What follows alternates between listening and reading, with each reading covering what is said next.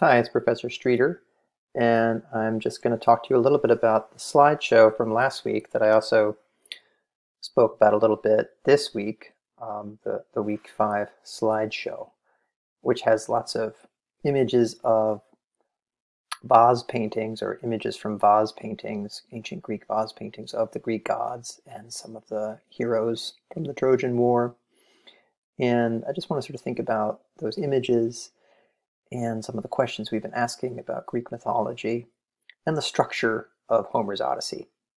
So, how would you, if you could put together an outline, a sort of narrative outline of the books of the Odyssey that you've read so far, what would that look like? And so I want to sort of get to that during this short video. Okay, I'm going to put myself out of the screen so that all you see is the slides. And these are the questions that we had from last week.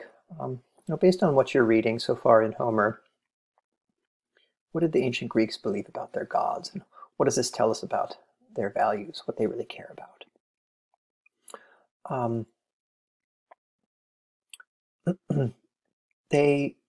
Homer, anyway, the poet, creates the gods in the image of ideal human beings. There's a real sense of that. And so what does that tell us in particular? The gods are created in our image in Homer's world.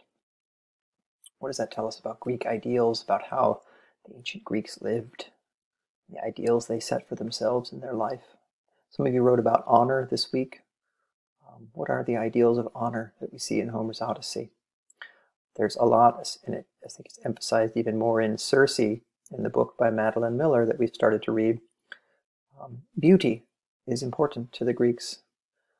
The city should be beautiful, but this idea of living a beautiful life, and this is reflected in their images of the gods and of their heroes. They exhibit the ideal of Greek beauty. Well, what is the ideal of Greek beauty? How does it shape the way they lived? Okay, those are two examples, honor and beauty. What else did they care about? What else mattered to these people?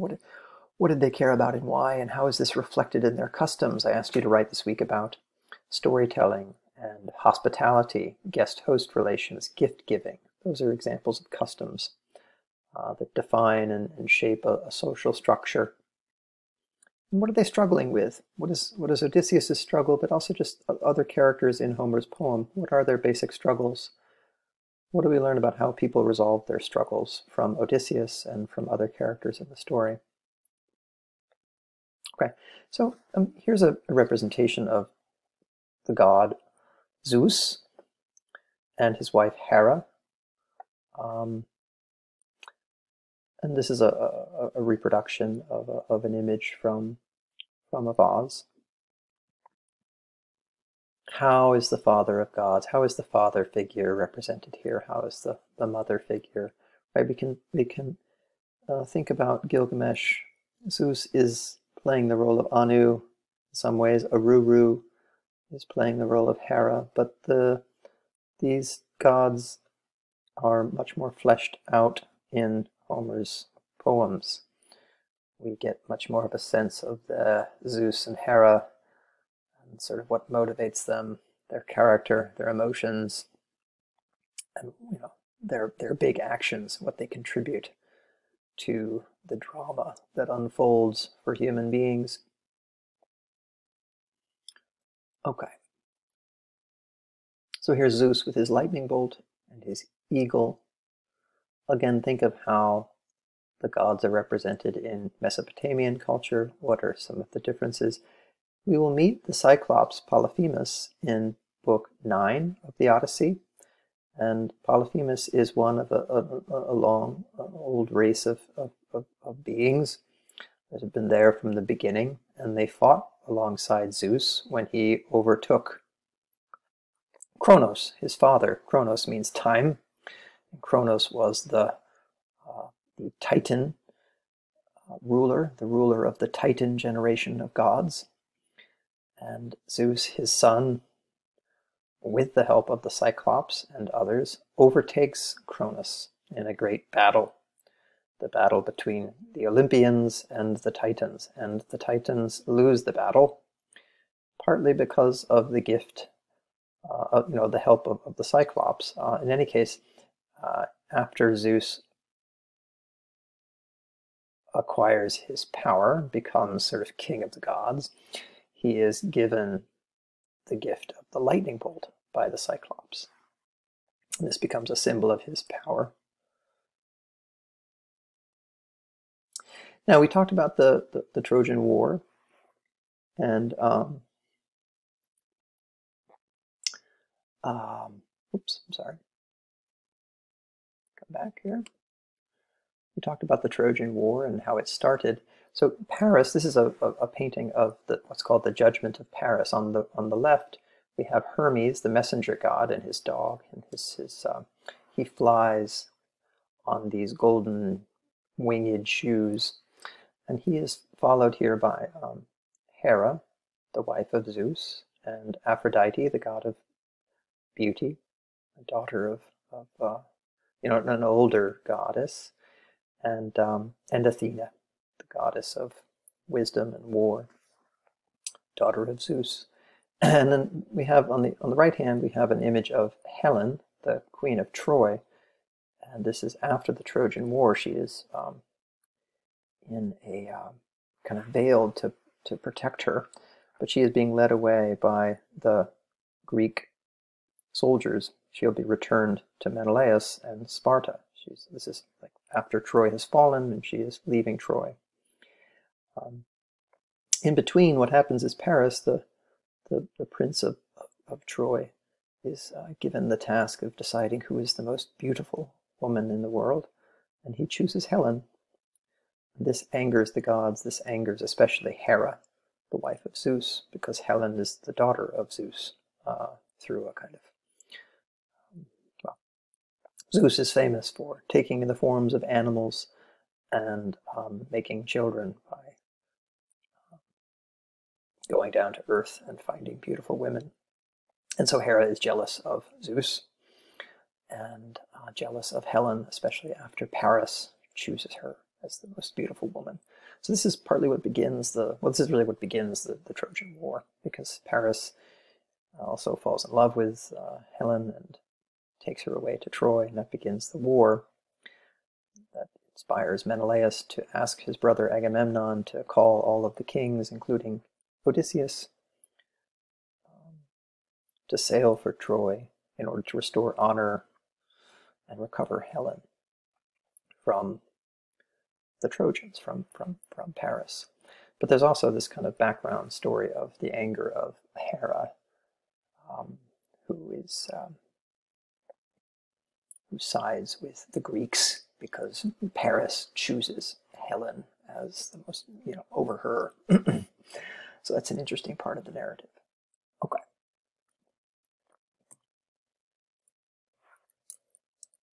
I'm having trouble getting the slides to move. Okay. And here's an image of the Trojan War, and the violence of the Trojan War. I encourage you to watch on Canopy part or the whole of the Trojan Women. It's a great film made in the 70s by a Greek filmmaker. It's based on a play by Euripides, which tells the story of the Trojan women after the war. And the custom was that the women and their children would all become slaves to the victorious kings. So we have an image of the horror of the war. That's where the play opens. It's where the film opens. And we sympathize deeply with the Trojan women, at least Euripides does. So you get a sense of the reality of war and what it meant to the losers, to the Trojans. We are following Odysseus, a victor, but he is struggling, right? But the Trojan Women begins and shows us the struggle of the women of Troy. And Helen is kind of caught in the middle. The Trojan women hate her. They believe she's the cause of all the problems. But that itself is a kind of interesting dynamic. Okay. So I'm going to pause here, and at the second video, we'll talk about the structure of the the Odyssey itself. And this is an image that begins with, our first image here is from Book 2, where we meet Penelope. She has been waiting for Odysseus' return for 20 years, patiently, loyally. She is a kind of image of patience and loyalty and virtue. She has not taken another husband, but she has also not sort of betrayed her husband in any way.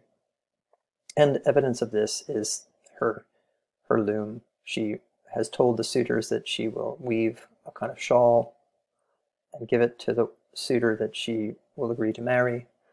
And so she works on this loom every day, but at night she unweaves it. She takes strands out of it every night, so it never gets finished. That's her trick. And this is an image that is carried through all of Greek mythology. The gods are often portrayed as weaving a loom.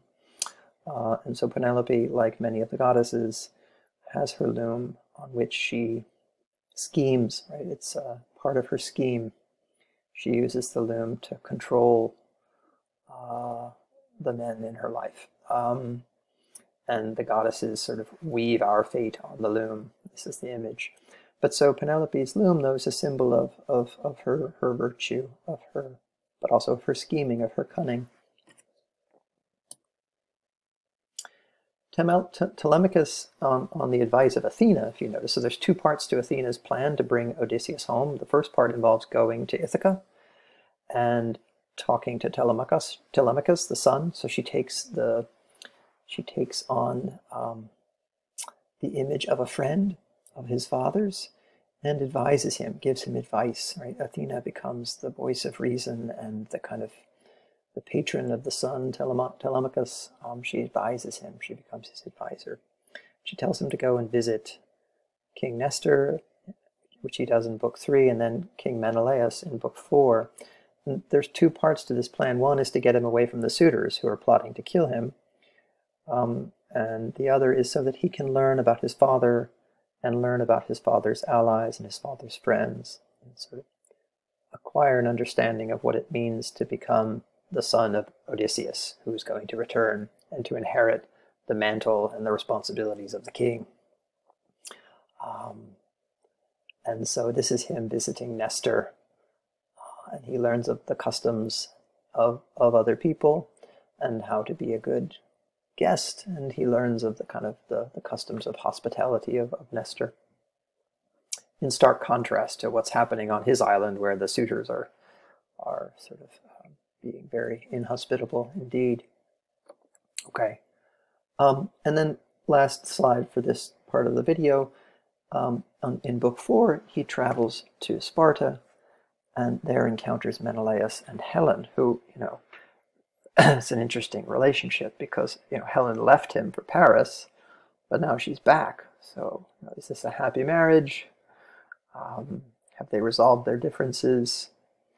Menelaus tells a long story about his struggle getting home, but Helen also tells stories about her struggles at Troy and tries to contradict in some ways Menelaus's story about her unfaithfulness.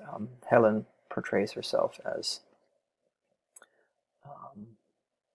a kind of victim to some extent, but she also has kind of an implicit criticism of her husband. So there's this kind of, we see the intimacy of a marriage and the intricacies of a marital relationship that is fragile but has withstood betrayal, infidelity, withstood a war, right? She's back here. It's an interesting moment where we really see the kind of the nuts and bolts of how a marriage works. This is there in Genesis as well. Once we begin the story of Abraham, we see what married life is like, and the struggles of the husband and the wife. Well, that's here in Book 4. Menelaus and Helen are sort of husband and wife, but they've had their struggles. Okay, I'm going to pause here, and we'll come back and talk some more after this.